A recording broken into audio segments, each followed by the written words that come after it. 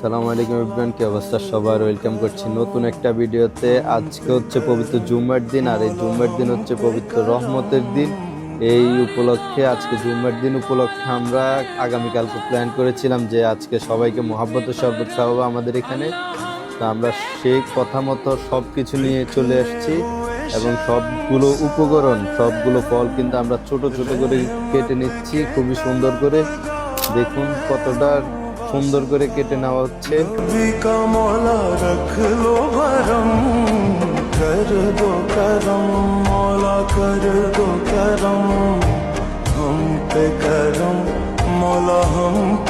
আমরা কিন্তু এগুলোকে খুবই সুন্দর করে কেটে, খুবই সুন্দর করে ধুয়ে এরপরে কেটে নিচ্ছি। কেটে আমরা একটা পরিষ্কার আমাদের যে বানানোর পাত্রটা আছে সেটাতে রাখছি। বাইরে গোসল করতে গেছে, সেজন্য আমি এখন কেটে নিচ্ছি সবগুলো।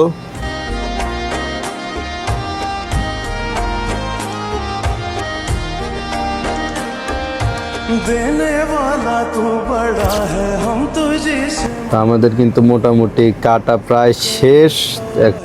তো আমাদের কিন্তু সব উপকরণে সব ফলগুলো কাটা শেষ। এখন আমরা এগুলোকে মিক্স করব। আমরা এখন আনার দিয়ে দিলাম মুজের মধ্যে, এবং এখানে আপেল, আঙ্গুর এগুলো দিয়ে দিলাম।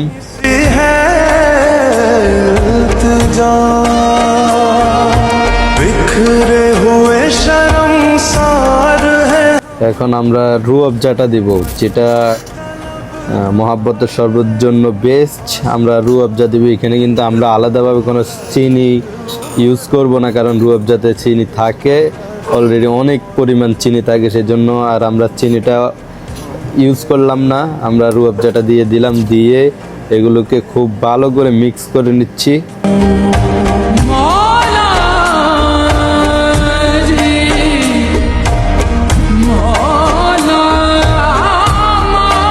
আমরা কিন্তু এগুলোকে একবারে মিক্স করে নিচ্ছি সবগুলো, এবং আমাদের মিক্স করা কিন্তু প্রায় শেষ। এখন আমরা এগুলোকে রেখে দিব ফ্রিজে। ফ্রিজে রেখে আমরা নামাজের জন্য বের হয়ে যাব। তো আমরা কিন্তু নামাজের জন্য বের হয়ে গেছি, এবং আমি 2টা পানির বোতল নিয়েছি, 2 সপ্তাহ, এবং ভাইয়ের হাতে আছে 1 সপ্তাহ। এটা আমরা প্রত্যেক শুক্রবারে মসজিদে দিয়ে থাকি। তো আমরা এগুলো নিয়ে রওনা হয়ে গেলাম, এবং নামাজ শেষ করে কিন্তু আমরা চলে আসছি দোকানের দিকে। দোকানও খুলতে হবে, সাথে শরবতও বানাতে হবে, সেজন্য আমরা চলে আসছি। আমাদের কিন্তু সব কিছু রেডি, এবং নেড়ে ছেড়ে মিক্স করে নিচ্ছি আমরা এগুলো।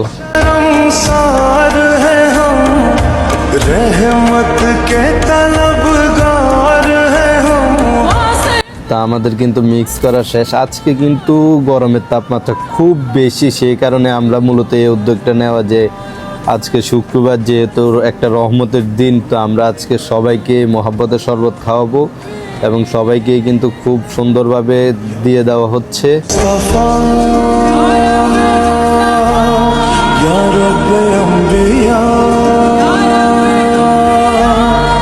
তো আজকের ভিডিওটা এ পর্যন্তই। ধন্যবাদ সবাইকে।